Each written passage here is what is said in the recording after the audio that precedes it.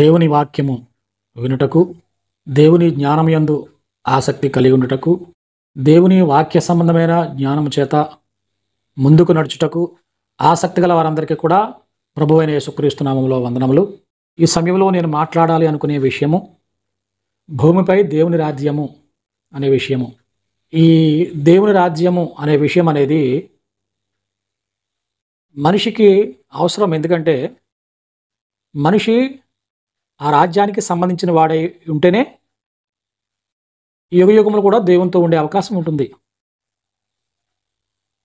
కాబట్టి ఈ రాజ్యము అనేకుల యొక్క అభిప్రాయము పరలోకంలో ఉంటుంది రాజ్యము అనే నమ్మికలు అనేక మంది కలిగి ఉన్నారు. ఎందుకంటే పరలోక రాజ్యం అనే మాట రాయబడింది. యేసుక్రీస్తు వారు కూడా మాట్లాడారు దాని గురించి. అయితే ఎందుకు మనుషులు ఎక్కువగా అలాగా ఆలోచిస్తున్నారు అంటే, ముఖ్యంగా దేవుని వాక్యాన్ని పూర్తిగా వినలేరు మనుషులు. చదవడానికి పూర్తిగా చదవలేరు, వినడానికి పూర్తిగా వినలేరు. ఎందుకంటే ఇది మనిషి జీవితంలో ఒక చిన్న విషయంగా మారిపోయింది. దేవుని యొక్క కార్యాలు, దేవుని కూర్చున్న జ్ఞానము ప్రజలందరికీ చాలా తక్కువ ఉంటుంది. ఈ లోక సంబంధమైన విషయాల్లో ఎక్కువ మనిషి జీవిస్తాడు కాబట్టి దీని గురించిన జ్ఞానము చాలా లిటిల్ బిట్ ఉంటుంది మనిషికి. అందుకే ఏ విషయాన్ని గురించి కూడా పూర్తిగా అవగాహన ఉండదు మనిషికి. ముఖ్యంగా క్రైస్తవుల గురించే కదా మనం ఎప్పుడు మాట్లాడుకుంటాం. ఎందుకంటే గ్రంథంలో ఉన్న విషయాలు అర్థం కావాలి అంటే ఇది ఏ యొక్క సందర్భాలలో ఏ విధంగా వ్రాయబడిందనే విషయం తెలుసుకోవడం ప్రాముఖ్యం. గ్రంథంలో ఉన్న విషయాలు ఎలా ఉంటాయంటే, ఈ లాంగ్వేజెస్ ఎలా ఉంటాయంటే, డ్రామాటిక్ లాంగ్వేజ్ ఉంది, అలాగే స్ట్రక్చర్ లాంగ్వేజ్ ఉంది, పోయట్రీ లాంగ్వేజ్ ఉంది, ఫిగరేటివ్ లాంగ్వేజ్ ఉంది. ఏ సందర్భంలో ఏ లాంగ్వేజ్లో దేవుడు మాట్లాడుతున్నాడు అనే విషయము చాలామందికి తెలియదు. అందుకే ఒక మనిషి బోధిస్తే ఆ బోధకు అలవాటు పడిపోతున్నారు అంతే తప్ప, ఏదైనా ఒక విషయం ఒక యూట్యూబ్లో ఏదైనా ఒక వచ్చిందంటే ఆ థంబ్నెయిల్ని చూసి, వెనకాల ఉండే బ్యాక్గ్రౌండ్ చూసి దాన్ని ఓపెన్ చేస్తారు. అంతే తప్ప అందులో ఏదైనా విషయం ఉందేమో, ఆ వాక్యాన్ని విందాము అని కాసేపు కూడా వినలేరు. అందుకే చాలామందికి అర్థం కావు విషయాలు. అందుకే చాలామంది దేవుని యొక్క జ్ఞానంలో బలహీనులు, అల్ప విశ్వాసులుగా ఉన్నారు. అందుకే చాలామంది కూడా దేవుని గురించిన విషయాలు అంతగా తెలియని వారుగా ఉన్నారు. అయితే ఇక్కడ మొట్టమొదటిగా దేవుడు వాడిన పదం ఏంటంటే, ఆదికాండం 1 వచనంలో ఆది యందు దేవుడు భూమి ఆకాశం సృజించెను. తెలుగులో అయితే భూమి ఆకాశం అని రాయబడింది. మొట్టమొదటిగా దేవుడు పలికిన మాట ఏంటంటే, దేవుడు అనే తర్వాత వెంటనే వచ్చిన పదం ఏంటంటే భూమి అనే మాట తెలుగులో. అదే ఇంగ్లీష్లో అయితే హెవెన్ అండ్ ఎర్త్ అని వస్తుంది. అంటే తెలుగు భాషలో మనం తీసుకున్నాం కాబట్టి దేవుడు అనే పదం తర్వాత మొట్టమొదటిగా పలకబడిన విషయం అంటే భూమి. అదే కదా ఇక్కడ రాయబడింది 1 వచనంలో. దేవుడు, అది చూడండి, ఆది యందు దేవుడు భూమి ఆకాశం సృజించెను. దేవుడు చేసిన సృష్టికములో 3వ దినాన్ని భూమి చేసి ఉన్నాడు దేవుడు. ఆ చేసిన దాన్ని, ఆ విధానం అంతా కూడా మంచిది అన్నాడు దేవుడు. దేవుడు మంచిది అన్నాడంటే దేవుడు భవిష్యత్ జ్ఞానాన్ని అనుసరించి మాట్లాడతాడు. మంచిది అన్నాడంటే మంచిదిగా ఉండబోతుంది అనే ఉద్దేశం అందులో ఉంటుంది. ఆ విషయం 1వ అధ్యాయంలోనే 9-10 వచనాలు. దేవుడు ఆకాశము క్రిందనున్న జలములు ఒక చోటనే కూర్చబడి 6వ నెల కనబడును గాక అని పలకగా ఆ ప్రకారం ఆయను. దేవుడు 6వ నెలకు భూమి అని పేరు పెట్టెను. దేవుడు పనిచేస్తున్నాడు ఈ విషయాలు. దేవుడు ఏ పని చేసినా కానీ దానికి ఒక ప్రాముఖ్యత ఉంటుంది. ఏది కూడా నిరుపయోగంగా దేవుడు ఏ పని చేయడు. అది ఏ పనైనా సరే. కాబట్టి జాగ్రత్తగా వింటేనే మనకి విషయం అర్థమవుతుంది. ఈ విశ్వంలో భూమి చాలా అందమైన గ్రహం. అది దేవుని పనిగా మనం ఇప్పుడు చూస్తున్నాం.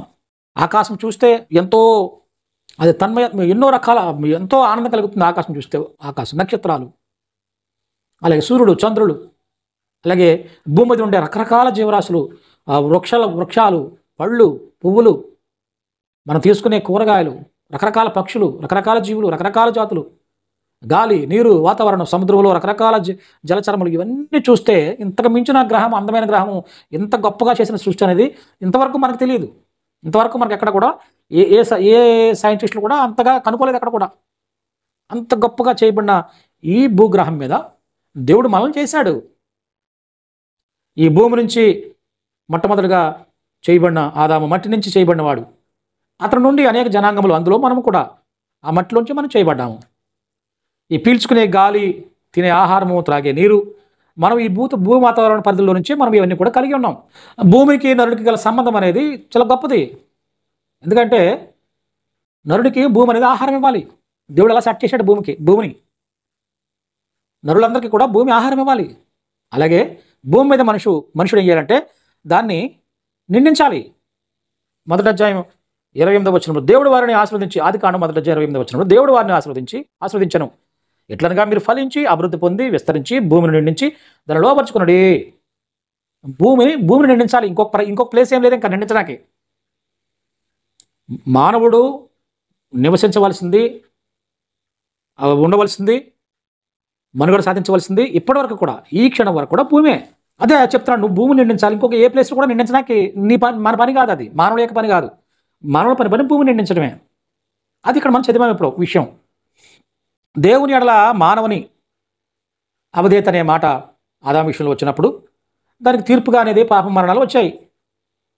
అప్పుడు వచ్చినప్పుడు దేవుడు ఏం చెప్పాడు ఆదాముని, నీవు మన్ను అంటే మన్ను అయిపోతావు. అంటే నువ్వు జీవించినా ఇక్కడే ఉంటావు, మరణించినా మన్ను అయిపోయి ఇక్కడే ఉంటావు. నువ్వు జీవించినా ఎక్కడ ఉండాలి, నువ్వు చనిపోయినా ఎక్కడే ఉంటావు, నువ్వు మన్నేది మన్నే అవుతావు అని చెప్పేసి దేవుడు చెప్పాడు. కాబట్టి ఆ విషయం కూడా మనకి 3వ అధ్యాయం 19వ వచనంలో మనం చూడొచ్చు. ఆదికాండము, నీవు నేలకు తిరిగి చేరు వరకు నీ ముఖము చెమట కార్చి ఆహారము తిందువు. ఇయాలి అనగా నేల నుండి నువ్వు తీయబడితివి నీవు మొన్నే కనుక తిరిగి మొన్న అయిపోతావు. ఇక్కడే నువ్వు ఉంటావు. నువ్వు ఎక్కడే మనుగడ ఇక్కడే ఉంటుంది నీకు. నువ్వు మొన్న అయిపోతావు కూడా ఇక్కడే ఉంటావు. నువ్వు జీవించినా ఇక్కడే జీవిస్తావు. నువ్వు మరణించినా మొన్నైనా ఇక్కడే మొన్న అవుతుంది. మనలోకి వెళ్ళిపోతావు మళ్ళీ. కాబట్టి నువ్వు ఎప్పటికీ భూ సంబంధమే అని చెప్తున్నాడు దేవుడు. భూమికి సంబంధించిన వాడవే అని చెప్పేసి అందులో అర్థం. నువ్వు జీవించినా, నువ్వు మరణించినా మంటికి సంబంధించిన వాడవే, దానికి సంబంధించిన ఉంటావు నువ్వు అనే విషయం అనేది దేవుడు అక్కడ ఆదాముకి చెప్పాడు. కాబట్టి నోవాహు కాలం వచ్చేటప్పటికి జలప్రళయం ద్వారాగా భూమి మీద ఉన్న ప్రజలందరూ కూడా వాళ్ళందరినీ కూడా దేవుడు మరి భూమి లేకుండా తీసివేశాడు. కానీ భూమి అలాగే ఉంది. భూమి ఎక్కడికి పోలేదు. మరియు దేవుడు నోవాహుకు కూడా వాగ్దానం చేశాడు దీని విషయమై. ఒకసారి ఆ విషయాన్ని కూడా మనం చదువుదాం. 8వ అధ్యాయం ఆదికాండం 21వ వచనంలో, అప్పుడు యెహోవా ఇంపైన సువాసనను ఆగ్రాణించి, ఇక మీదట నరులను బట్టి భూమిని మరలా శపించను. ఎందుకనగా నరుల హృదయాలోచన వారి బాల్యం నుండి చెడ్డది. నేను ఇప్పుడు చేసిన ప్రకారంగా ఇకను సమస్త జీవులను సంహరింపను. భూమి నిలిచి ఉన్నంత వరకు వెదకాలము, కొతకాలము, శీతోష్ణ స్థితులు, వేసవి శీతాకాలములు, రాత్రింబవళ్ళు ఉండక మానవని తన హృదయంలో అనుకున్నాడు. ఆ విధంగా తెలియజేశాడు దేవుడు. ఇలాగే ఉంటుంది. ఇంకప్పటికి కూడా జలప్రళయంలో వచ్చినట్లుగా నేను ఇంకా అలా చేయనని చెప్పేసి దేవుడు మాటిచ్చాడు. 9వ అధ్యాయము ఆదికాండము 8 నుంచి చూస్తే, మరియు దేవుడు నోహుతో అతని కుమారులతో, ఇదిగో నేను నీతోనూ నీ తదనంతరము నీ సంతానంతోనూ నీతో కూడిన ప్రతి జీవితోనూ పక్షులేమి పశువులేమి మీతో కూడిన సమస్తమైన భూజంతువులేమి ఓడల నుండి బయటకు వచ్చిన సమస్త భూజంతువులతో నా నిబంధన స్థిరపరుచున్నాను. వీటిలన్నిటితో ఆ యొక్క ఓడలో నుంచి బయటకు వచ్చిన మాట అన్నింటితో కూడా నిబంధన చేశాడు దేవుడు. నేను మీతో నా నిబంధన స్థిరపరచుదును. సమస్త శరీరులు ప్రవాహ జలములకను లయపరచబడరు. భూమిని నాశనం చేయుటకు ఇకను జలప్రవాహం రాదని పలికాడు దేవుడు. ఇంకా చాలా విషయాలు చెప్పాడు. ఇంకా మరియు దేవుడు నాకును నీకును మీతో కూడా ఉన్న సమస్త జీవరాశులకు మధ్య నేను తరతరములకు ఏర్పరచున్న నిబంధన గుర్తు ఇది. తరతరములకు, ఇది ఆ పూటకి కాదు. దేవుడు నోవాహుతో చెప్పిన విషయాలు ఆ పూటకి కాదు, తరతరములకు ఉండే విషయం అది. ఆ మాట, ఆ ప్రామిస్ అది, అని ఆ వాగ్దానం అనేది. ఆ గుర్తు ఏంటంటే, మేఘములో నా ధనుస్సును ఉంచితిని, అది నాకును భూమికి మధ్య నిబంధన గుర్తుగా ఉండును. భూమిపైకి నేను మేఘమును రప్పించినప్పుడు ఆ ధనుస్సు మేఘంలో కనబడును. అప్పుడు నాకును నీకును సమస్త జీవరాశుల మధ్య నున్న నా నిబంధనను జ్ఞాపకం చేసుకుందును. కనుక సమస్త శరీరం నాశనం చేయుటకు అలాగూ ప్రవాహం నీళ్లు రావు. ఆ ధనుసు మేఘములో నుండును. నేను దానిని చూచి దేవునికి భూమి మీద ఉన్న సమస్త శరీరులలో ప్రాణం గల ప్రతి దానికి మధ్యనున్న నిత్య నిబంధనను జ్ఞాపకం చేసుకుందును. మరియు దేవుడు నాకును భూమి మీద ఉన్న సమస్త శరీరులకు మధ్య నేను స్థిరపరిచిన నిబంధనకు గుర్తు ఇదే అని నోవాహుతో చెప్పాడు. ఇది రెయిన్బో అనేది ధనుస్సు మేఘంలో ఉంటుంది. ఇప్పటికీ మనం చూస్తున్నాం. అదేంటంటే గుర్తు, ఇక మీదట నేను అంటే నోవాహు చేసిన వాగ్దానానికి గుర్తు అది. ఆ గుర్తు చేస్తున్నాడు ఎప్పటికప్పుడు. నేను మిమ్మల్ని కనికరించేవాడును, మిమ్మల్ని ప్రేమించేవాడునని ఆ గుర్తు మనకి సింబల్ మనకు గుర్తు వస్తుంది. అది వచ్చినప్పుడల్లా దేవుడు గుర్తు చేసుకుంటాడంట, నేను ఇప్పుడు కూడా మిమ్మల్ని లయపరచను అని చెప్పేసే విషయం. భూమిని నేను ఇంకా ఎప్పుడు కూడా భూమి మీద అలా నేను చేయను అని చెప్పేసి చెప్పిన విషయం అనేది ఆ రెయిన్బో అనేది మనకు గుర్తుగా దేవుడు గుర్తుపెట్టుకుంటాడు ఆ విషయం వచ్చినప్పటికీ. ఇది చిన్న విషయాలు ఏం కాదు ఇవి, ఎందుకంటే రెయిన్బో అనేది దేవుడు కలగజేసిన వస్తుంది అది, ఎందుకంటే నిబంధన చేసిన వాడు ఆయన కాబట్టి. ఇదే విషయాన్ని కూడా 54వ అధ్యాయము యెషయా గ్రంథం 9వ వచనంలో, నోవాహు కాలమున జలప్రళయం గురించి నేను చేసినట్టు చేయుదును, జలములు భూమి మీదకి ఇకను పొర్లుచురావని, నోవాహు కాలంలో నేను ఒట్టు పెట్టుకున్నట్లు నీ మీద కోపంగా ఉండననియు నిన్ను గద్దెంపననియు నేను ఒట్టు పెట్టుకుని ఉన్నాను. కాబట్టి ఇశ్రాయేలు విషయాల్లో మాట్లాడుతున్నాడు దేవుడు. ఎలాగైతే నోవాహుకు చేసిన వాగ్దానాన్ని నేను ఎప్పుడు కూడా గుర్తుపెట్టుకుంటాను, అలాగే నిన్ను కూడా గుర్తుపెట్టుకుంటాను ఇశ్రాయేలు ప్రజలారని చెప్పేసి వాళ్ళని దాన్ని చూపిస్తున్నాడు. ఆ వాగ్దానాన్ని గుర్తు చేస్తున్నాడు వీళ్ళకి. నేను ఎంత కరెక్ట్గా ఉన్నానో నోవాహు చేసిన వాగ్దానంలో, నేను ఎంత కరెక్ట్ నా నిబంధన విషయంలో నేను ఎంత కరెక్ట్గా ఉన్నానో మీ విషయంలో ఎంత కరెక్ట్గా ఉంటాను, అది ఎంత కరెక్ట్గా ఉందో నిబంధన, నేను మీ విషయంలో కూడా అదే విధంగా ఉంటాననే విషయాన్ని దాన్ని జ్ఞాపకం చేస్తూ వాళ్ళు తెలియజేస్తున్నాడు. నేను విడిచిపెట్టిన మిమ్మల్ని అని చెప్పేసి అన్నాడు ఇశ్రాయేలు ప్రజలను. కాబట్టి అలాగే చాలామందికి చేసుకుంటూ వస్తున్నాడు వాగ్దానాలన్నీ కూడా దేవుడు. ఈ విషయమే ఆదాంకి ఏం చెప్పాడు దేవుడు, ఏం చెప్పాడో అదే నోవాహుతో కూడా చెప్తున్నాడు కదా 9వ అధ్యాయము మొదటి వచనంలో. మరియు దేవుడు నోవాహును అతని కుమారులను ఆశీర్వదించి మీరు ఫలించి అభివృద్ధి పొంది భూమిని నిండించాలి. ఏదైతే ముందు ఆదాముకు చెప్పాడో ఆశీర్వాదము, అదే ఆశీర్వాదము నోవాహు కుటుంబానికి. వారు కూడా ఎక్కడి నుంచి భూమిని నిండించాలి, ఇంకో ప్లేస్ ఏది లేదు నిండించడానికి పట్టుకెళ్ళి ఇక్కడ తీసుకెళ్ళి ఇంకో చోట పెట్టడానికి లేదు, భూమి మీదే మనుగడ సాధించాలి అనే విషయం అనేది ఎంతో క్లారిటీగా కనిపిస్తుంది. నోవాహు కాలం తర్వాత వాగ్దానాలు చేసిన విషయాల్లో అత్యంత ప్రాముఖ్యమైన వ్యక్తి ఎవరంటే అబ్రహాము దేవుడు ఏం చెప్పాడు 12వ అధ్యాయము ఆదికాండము మొదటి 3 వచనాలు 12వ అధ్యాయము, యెహోవా నీవు లేచి నీ దేశమును నీ బంధువుల యొద్ద నుండి నీ తండ్రి ఇంటి నుండి బయలుదేరి నేను నీకు చూపించే దేశంలోకి వెళ్ళము, నిన్ను గొప్ప జనముగా చేసి నిన్ను ఆశీర్వదించి నీ నామం గొప్ప చేయుదును, నీవు ఆశీర్వాదంగా ఉందుదవు, నిన్ను ఆశీర్వదించి వారిని ఆశీర్వదించుతాను, నిన్ను దూషించి వారిని శపిస్తాను, భూమి యొక్క సమస్త వంశములు నీవేంత ఆశీర్వదింపబడమని అబ్రహాంతో అనగా యెహోవా అతనితో చెప్పిన ప్రకారం అబ్రహాం వెళ్ళను, లోతు కూడా అతనితో వెళ్ళను. ఇది చేశాడు దేవుడు వాగ్దానం. ఒక దేశాన్ని చూపించాడు, ఆ దేశానికి నువ్వు వెళ్ళు, అది నీకు ఇస్తాను నేను, ఆ దేశానికి వెళ్ళు అంటే లేడు. అబ్రహాంకి చెప్పింది ఏంటి, ఆ దేశమే కదా. 13వ అధ్యాయం ఆదికాండము 14 నుంచి 16 వచనాలు, లోతు అబ్రహామును విడిచిపోయిన తర్వాత యెహోవా ఇదిగో నీ కొనులెత్తి నువ్వు ఉన్న చోటు నుండి ఉత్తరపు దక్షిణపు తూర్పు తట్టు పడమర తట్టు చూడుము, ఎందుకనగా నీవు చూచుచున్న ఈ దేశం అంతటి నీకు నుండి సంతానములకు సదాకాలం ఇచ్చేదను అని చెప్తున్నాడు. సదాకాలం ఇస్తాను ఈ భూభాగం అని చెప్పేసి ఏ వాగ్దాన దేశానికి అబ్రహాం వచ్చాడో అబ్రహాం చూపించాడు అక్కడ, ఇదిగో నీకు సదాకాలం ఇస్తాను. ఇంకా ఏం చెప్పాడు, మరియు నీ సంతానమును భూమి మీద నుండి రేణువులు అంతా విస్తరింపజేస్తాను, ఎట్లనగా ఒకడు భూమి మీద నుండి రేణువులను లెక్కించగలిగిన ఎడల నీ సంతానం కూడా లెక్కింపవచ్చును.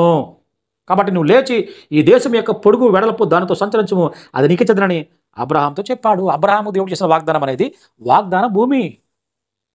అబ్రహాం సంతానానికి వేరే ప్లేస్ ఏది కూడా వాగ్దానం చేయలేదు, భూమిని మాత్రమే వాగ్దానం చేశాడు. ఇది చాలా ఇంపార్టెంట్ విషయం. ఇది అబ్రహాం సంతానానికి వేరే ప్లేస్ ఏది చేయలేదు వాగ్దానంలోని. కావాలంటే బైబిల్ అంతా తిరగేయండి, కేవలము వాగ్దాన దేశం మాత్రమే అబ్రహాంకు అతని సంతానానికి దేవుడు వాగ్దానం చేశాడు. ఇది చాలా నమ్మదగిన విషయము.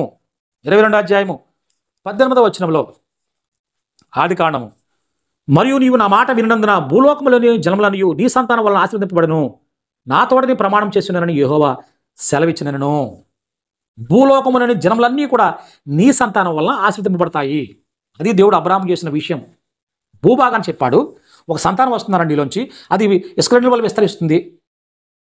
ఆ సంతానము నీకు, ఆ సంతానానికి సదాకాలం భూమి ఇస్తాను. కాబట్టి నీ సంతానం వలన భూమి మండలం మీద భూమి అంతా కూడా ఆశీర్వదింపబడుతుంది అనే విషయం. ఆ సంతానం ఎవరు అంటే అది పౌలు వివరణ ఇచ్చాడు గలతీ పత్రిక 3వ అధ్యాయం 16వ వచనంలో. ఆ వివరణ అనేది ఒకసారి మనం చూద్దాం.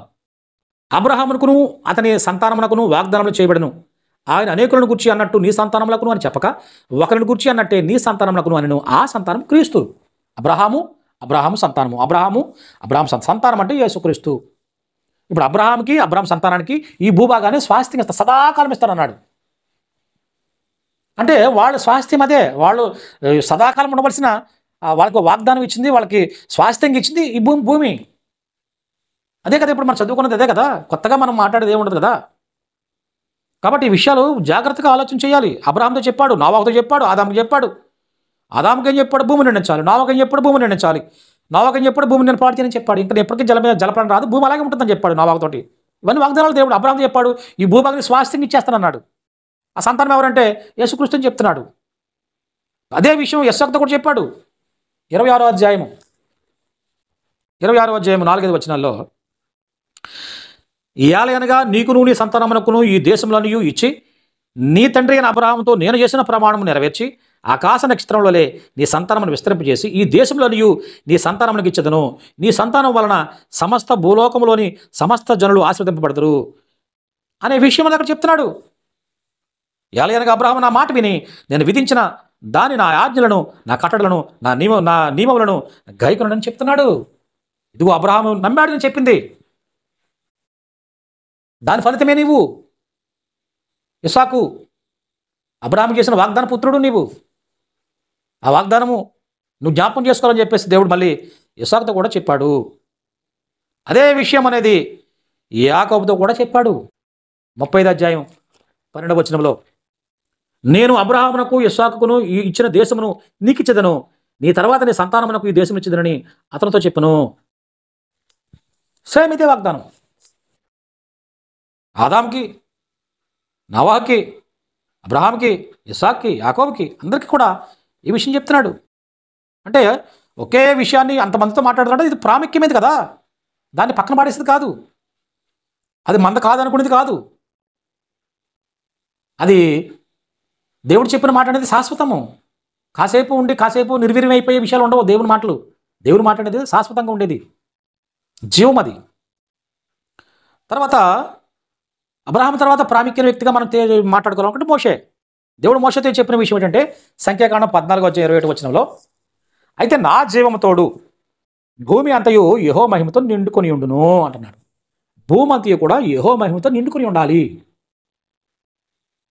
పర్పస్ చెప్తున్నాడు దేవుడు. భూమి దేవుని యొక్క మహిమతో నిండుకొని ఉండాలి, యెహోవా మహిమతో నిండి ఉండాలి. అది పర్పస్. చేసిన ఆ భూమిని చేసిన ఎందుకు చేశాడనే దానికి అర్థం అలాగే వస్తుంది. ఎందుకు చేశాడు దేవుడు అంటే దేవుని మహిమతో నింపబడాలి భూమి. మహిమ అంటే మనకు చాలాసార్లు చెప్పుకున్నాం కదా, దేవుని యొక్క మంచితనము, ఆయన గుణలక్షణములు. మహిమ అంటే ఆయన గుణలక్షణాలతో, ఆయన మంచితనంతో భూమి అంతా నిండి ఉండాలి. భూమి అంటే మనుషులే కదా, మనుషులతో పాటు ఎవరెవరితో చేశాడు? నోవహుకు వాగ్దానము, సమస్త జీవరాశులతో, వాటితో అన్నిటితో కూడా చేశాడు కదా, మనుషులతో అన్నిటితో కూడా ఆ నిబంధన చేశాడు.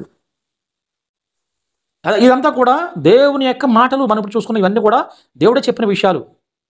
మోషే ద్వారా ఐగుప్తు నుంచి వచ్చిన ఆ వాగ్దాన దేశంలో నడిపింపబడిన ఇశ్రాయేల్ ప్రజలందరూ కూడా దేవుని రాజ్యంగా పిలువబడ్డారు కదా.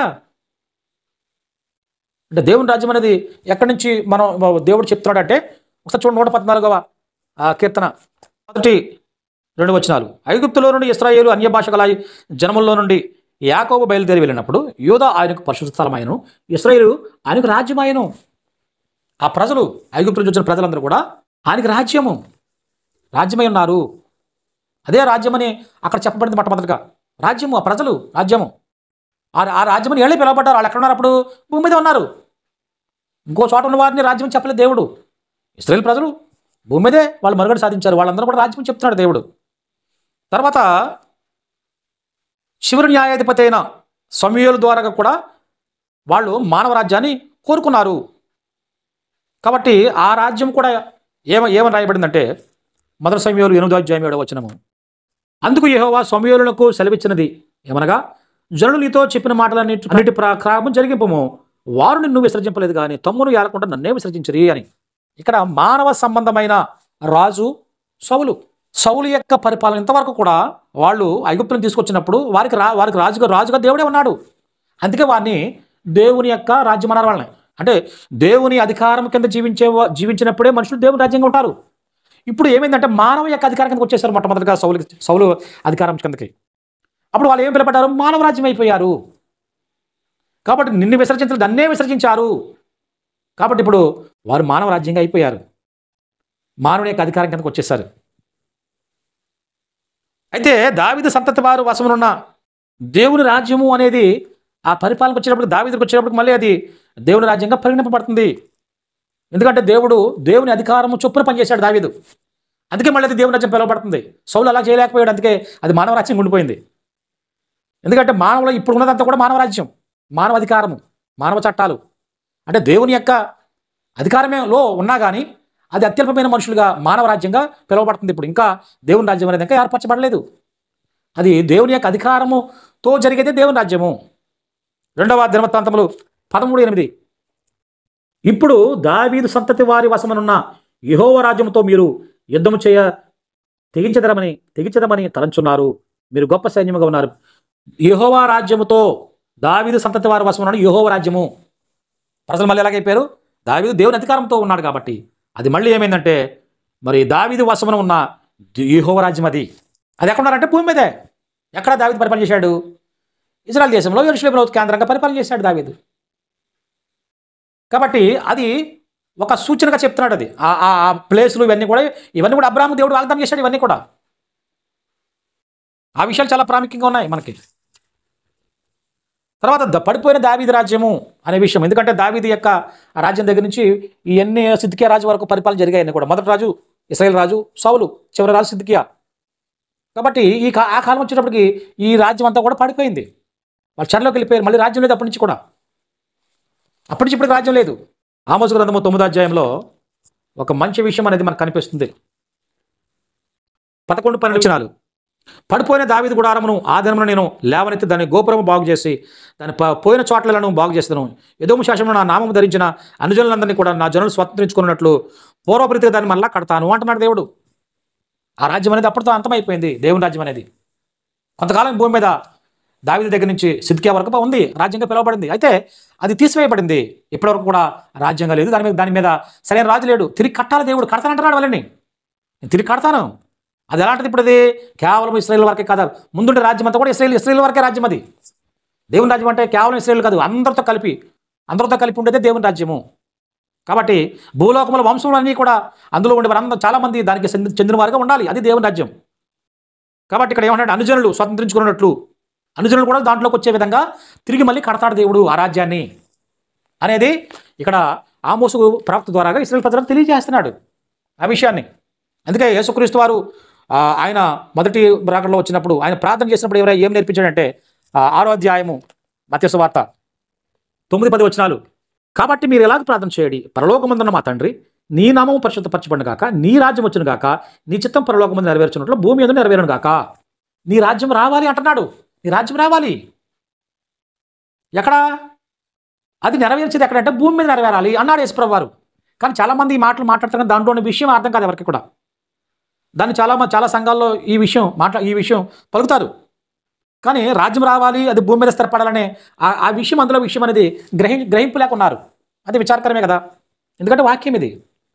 కాబట్టి దేవుడు భూమిని ఎందుకు చేసినో తెలుసుకోవాలి. యెషయా గ్రంథం 11వ అధ్యాయం 9వ వచనము. నా పరిశుద్ధ పర్వతమందట ఏ మృగమును హాని చేయదు, నాశనం చేయదు.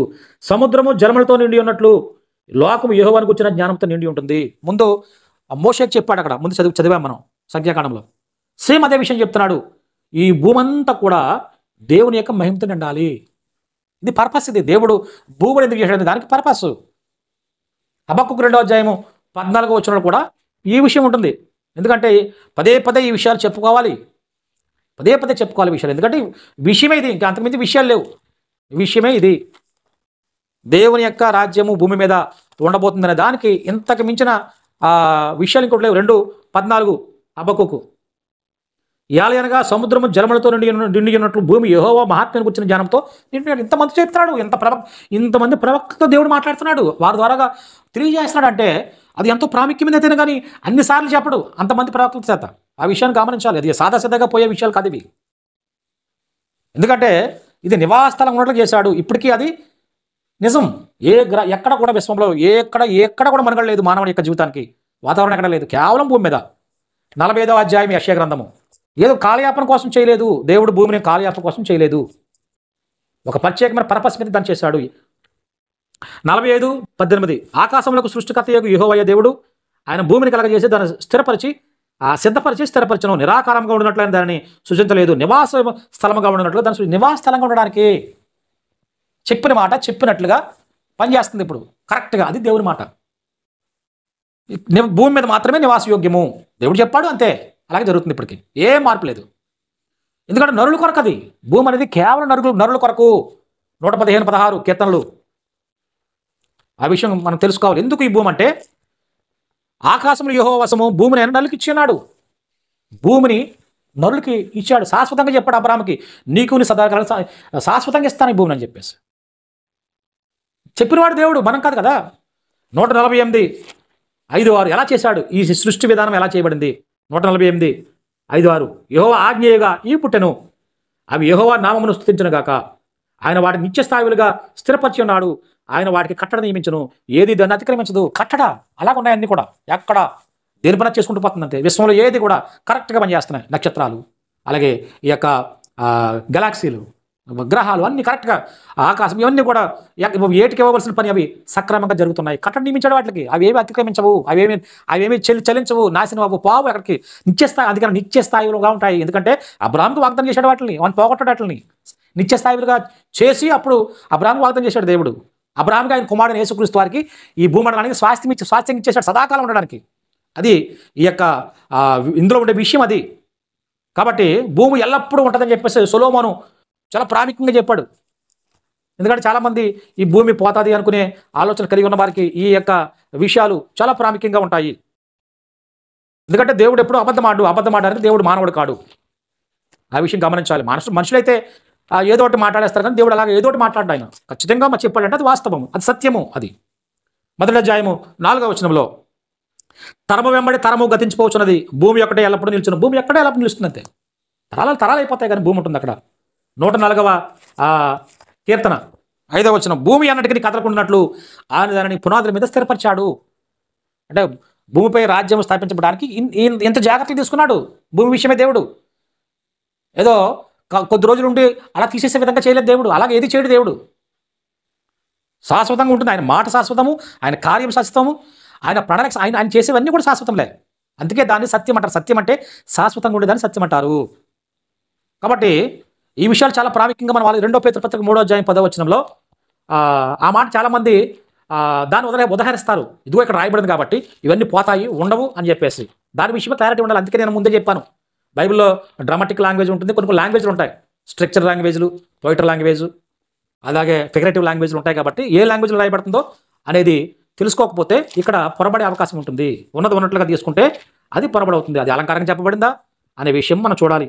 2 పేతురు పత్రిక 3వ అధ్యాయము దాంట్లో ఉండే విషయాలు ఏంటంటే 10-13, అయితే ప్రభువు దినము దొంగ వచ్చినట్లు వచ్చును, ఆ దినము ఆకాశము మహాదినంతో గతించిపోవును, పంచభూతములు మికటమైన వేండ్రంతో లయమైపోవును, భూమియు దాని మీద ఉన్న కృత్యములు కాలిపోవును, ఇవన్నీ ఇట్లు లయమైపోవుననియు గనుక ఆకాశంలో రౌలుకొని లయమైపోవునట్లు పంచభూతములు మహావేండ్రంతో కరిగిపోయినట్టు దేవుని దినపు రాకడ కొరకు కనిపెట్టుచు దానిని ఆశతో అపేక్షించుచు మీరు పరిశుద్ధమైన ప్రవర్తనతోనూ భక్తితోనూ ఎంతో జాగ్రత్త గలవారై ఉండవలను. అయినను మనం ఆయన వాగ్దానం బట్టి ఆకాశముల కొరకు, కొత్త ఆకాశముల కొరకును కొత్త భూమి కొరకును కనిపెట్టుచున్న వాటి యందు నీతి నివసించును. ఇప్పుడుండే అధికారము మానవ అధికారము, మానవ రాజ్యము. ఇక్కడ నీతి అనే దానికి కొరత, నీతి రాజ్యం కాదు ఇది. ఇప్పుడు దాన్ని మార్చిపోతున్నాడు, కొత్తగా మార్చిపోతున్నాడు. ఇప్పుడుండే ఇక్కడ ఈ కొత్తది ఆకాశము భూమి అనే విషయాలకి క్లారిటీ మనకు తెలుసుకోవాలి. క్లారిటీ తెలియకపోతే ఈ కొత్త ఆకాశం కొత్త భూమి అంటే మనకు క్లారిటీ ఉండాలి. ఎందుకంటే ఎక్కడి నుంచో మాట్లాడరు ఈ మాటలు. పేతురు మాట్లాడిన విషయాలు సొంతంగా మాట్లాడి ఏమి ఉండవు. అవి గ్రంథంలో నుంచి మాట్లాడిన విషయాలే ఉంటాయి.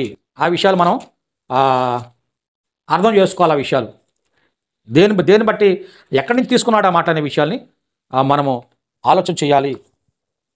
లేకపోతే విషయం అనేది మనకి రాదు. 34వ అధ్యాయము యెషయా గ్రంథంలో నుంచి తీసుకున్నాడు ఈ విషయాలు.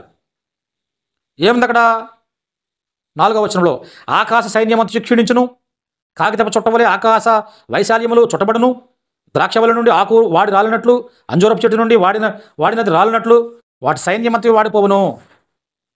నిజముగా ఆకాశమందు నా ఖడ్గము మత్తిలను ఎదోము మీద తీర్పు తెచ్చుటకు, నేను శపించిన జనం మీద తీర్పు తెచ్చుటకు అది దిగును అంటున్నాడు. ఇక్కడ ఎవరంటే ఆకాశం అంటే ఎవరు? భూమి అంటే ఎవరంటే ఆకాశము అనేది ఇక్కడ ప్రత్యేకంగా రాయబడింది. ఆకాశం ఎవరంటే ఎదోము అనే వాళ్ళు ఉన్నతమైన, వాళ్ళకి దేవుడిచ్చింది సేయూరు పర్వతం. వాళ్ళు ఉన్నతమైన స్థాయిలో ఉన్నారు. వాళ్ళు చాలా అభివృద్ధి అయి ఉన్నారు. ఎదోమీయులు, యాషావు సంతానం వాళ్ళందరూ కూడా, యాషావు సంతానం అంతా కూడా గొప్ప స్థాయిలో వాళ్ళ గురించి మాట్లాడుతున్నాడు. ఇదిగో ఆకాశం అంటే ఉన్నతమైన స్థాయిలో జీవిస్తున్న వారులారా, అలాంటి వారిను ఆకాశం అని పోలికగా చెప్పబడింది. అంటే అధికారులను, ఉన్నతమైన స్థాయిలో జీవించే వారిను, గొప్ప స్థాయి పేరు ప్రఖ్యాతులు పొందిన వారందరూ కూడా ఆకాశం అన్నారు. వాళ్ళకుండే అధికారాన్ని ఆకాశం అన్నారు. సామాన్యమైన ప్రజలను భూమి అన్నారు. ఈ పోలిక అనేది ఇక్కడ చెప్తున్నాడు ఇవి తీసివేయబడతాయి. ఇప్పుడు కొత్త ఆకాశం కొత్త భూమి అనేది రాబోతుంది. అది ఏంటి అంటే, ఎందుకంటే ఆకాశం మనకు అధికారము, గొప్పవారు. యెషయా గ్రంథం 1వ అధ్యాయం 2వ అధ్యాయంలో ఆ విషయం చెప్తున్నాడు. 10వ వచనంలో కూడా దానికి వివరణ ఇచ్చాడు, ఎవరు ఆకాశం ఎవరు భూమి అని చెప్పేసి. అది కూడా చాలా ప్రాముఖ్యంగా మనము ఆలోచన చేయాలి. 1వ అధ్యాయం చూడండి, ఇందులోనే పోలికలు ఉంటాయి. యెషయా గ్రంథంలోనే పోలికలతో మాట్లాడారు. 1వ అధ్యాయంలో 2వ వచనంలో ఆకాశం ఆలకించము, భూమి చెవి యొగ్గుము అన్నమాట. అక్కడ ఆకాశం భూమి ఉంది. ఎవరు అంటే 10వ వచనంలో సొదొమ న్యాయాధిపతులారా యెహోవా మాట ఆలకించుట. ఆలకించుట అనేది న్యాయాధిపతులు అంటే ఆకాశము. గొమొర్రా జనులారా మన దేవుని ఉపదేశం చెవి యొగ్గుము. చెవి యొగ్గుము అంటే సామాన్యమైన ప్రజలు, అంటే అధికారయుక్తమైన ప్రజలు, సామాన్యమైన ప్రజలు. అధికారంతో ఉన్నవారేమో ఆకాశము, సామాన్య ప్రజలేమో భూమి. ఇలాంటి పోలికది. ఈ పోలిక చేసి ఈ విషయాన్ని తీసుకున్నాడు పేతురు మాట్లాడుతున్నాడు. అయితే నీతి నివసించేది కొత్తది, కొత్త ఆకాశము, కొత్త అధికారము, కొత్త ప్రజలు రాబోతున్నారు భూమి మీదకి. అది అబ్రాహాము చేసిన వాగ్దానంలో అది భాగంగా ఉంటుంది. అది యేసుక్రీస్తు వారు దానికి ప్రత్యేకమైన వ్యక్తిగా దానికి ఉండబోతాడు. దాన్ని ఎస్టాబ్లిష్ చేసేవాడు ఆయన, ఆ రాజ్యాన్ని అనే విషయాలు మనకు చెప్పబడుతున్నాయి. ఎందుకంటే కొత్త ఆకాశం కొత్త భూమి అనేది ప్రకటన గ్రంథంలో రాయబడింది 21వ అధ్యాయం 1వ వచనంలో. ఇదే విషయం కూడా అక్కడ కూడా యోహాను తెలియజేస్తున్నాడు. అంతటా నేను కొత్త ఆకాశం కొత్త భూమిని చూచితిని, మొదటి ఆకాశం మొదటి భూమి గతించిపోయిన, సముద్రం ఇక లేదు. కాబట్టి మరి నేను నూతనమైన యెరూషలేము పరిశుద్ధ పట్టణము తన భర్త కొరకు అలంకరింపబడిన పెండ్లి కుమార్తె వలె సిద్ధపడి పరలోకమందు దేవుని ఎదురు నుండి దిగి వచ్చి చూస్తుని. దేవుని ఎదురు నుంచి దిగి వస్తుంది. ఇది వెళ్తలేదు అక్కడికి, అక్కడి నుంచి ఇది వస్తుంది. ఈ కొత్త ఆకాశం కొత్త భూమి అంటే ఏంటి?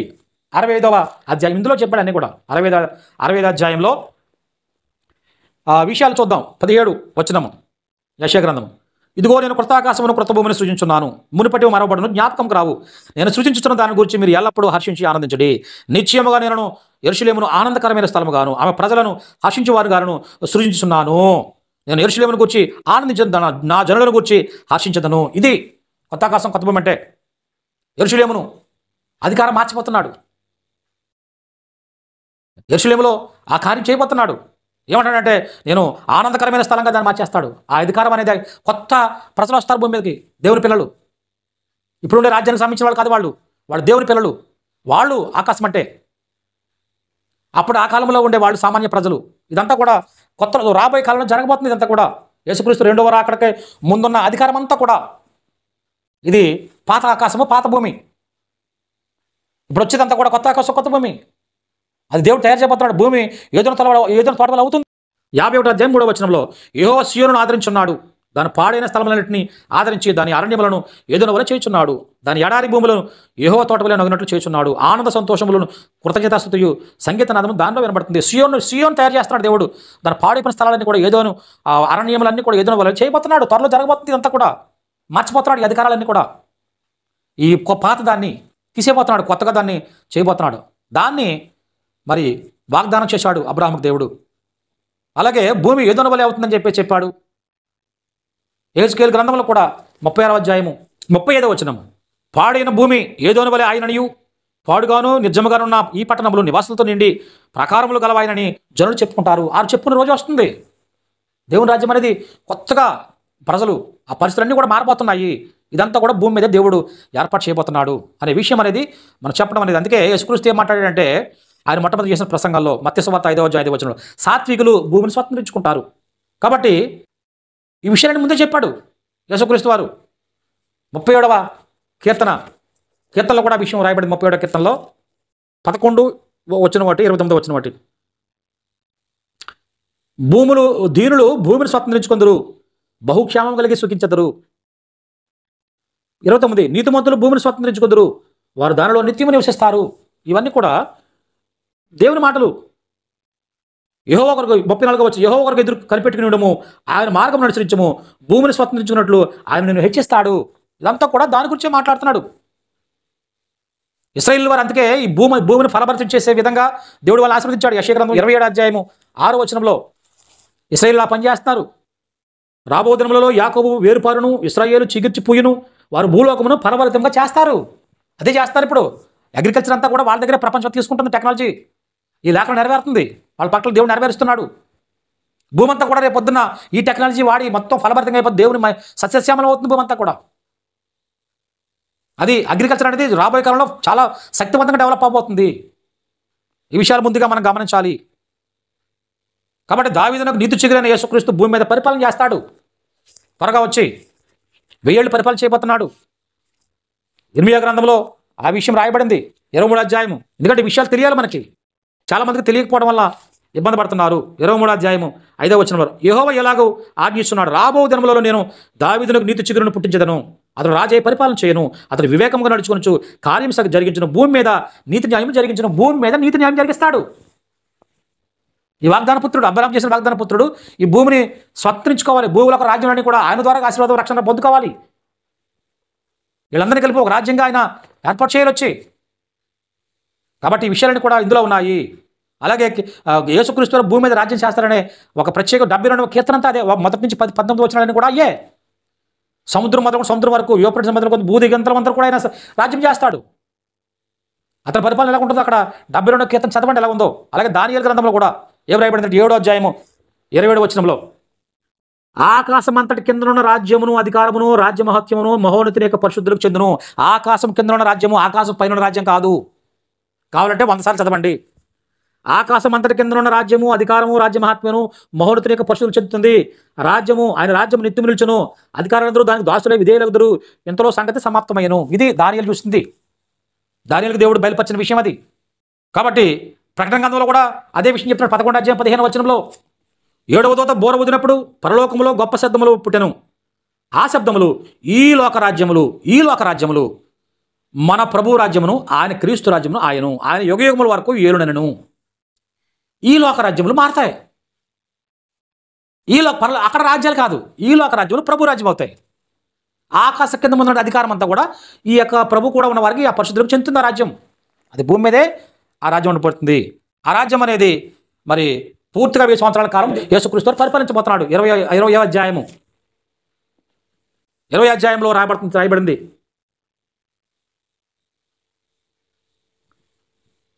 4వ వచనంలో నుంచి కొంత దూరంలో చదువుదాము.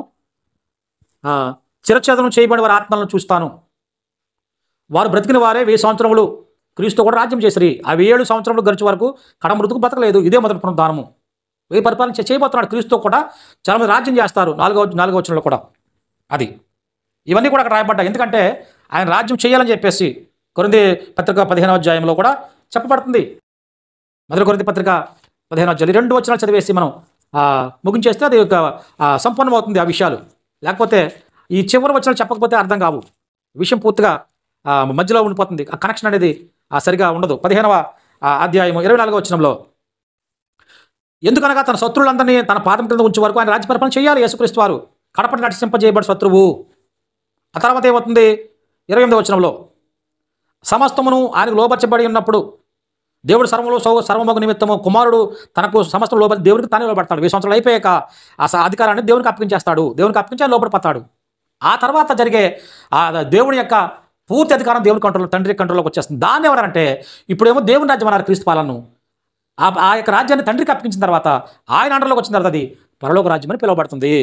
ఇప్పుడైతే క్రీస్తు రాజ్యం దేవుని రాజ్యం. రేపొద్దున ఆ 7 పరిపాలన చివరిలో దేవునికి అప్పగించిన ఆ రాజ్యం అనేది పరలోక రాజ్యం అని పిలువబడుతుంది. తర్వాత ఏమవుతుందంటే 14వ వచనంలో చివరి వచనము 14వ అంటే 20:14లో ప్రకటన మరణమును మృతుల లోకమును అగ్నిగుండములో పడవేయబడును. ఈ అగ్నిగుండము 2వ మరణము. అది మరణము మృతుల లోకం తీసివేయబడుతుంది. పూర్తిగా చివరిలో 7 పరిపాలన చివరిలో మరణం తీసివేయబడుతుంది. మృతుల లోకం అంతా తీసివేయబడతాయి. అంతే. మరణానికి లోనగిన వారు ఆ మృత సంబంధమైన వాళ్ళందరూ కూడా తీసివేయబడతారు. పూర్తిగా మరణము మృతులకు తీసేస్తాడు. ఆ తర్వాత కేవలము ఆ రాజ్యాన్ని తండ్రికి అప్పగిస్తాడు. అది పరలోక రాజ్యం పిలువబడుతుంది. ఇదంతా కూడా భూమి మీద ఉండబోతుంది. ఈ విషయాలు చాలా జాగ్రత్తగా అర్థం చేసుకోవాలి. ఆ విధంగా అర్థం చేసుకుని అనేక విషయాలు ఇంకా మరి దాంట్లో తెలుసుకోవడానికి దేవుడు మనందరికీ కూడా ఆ జ్ఞానము, తెలివి, వివేక వివేచనాలను గ్రహించి ఆశీర్వదించును గాక. అందరికీ వందనాలు.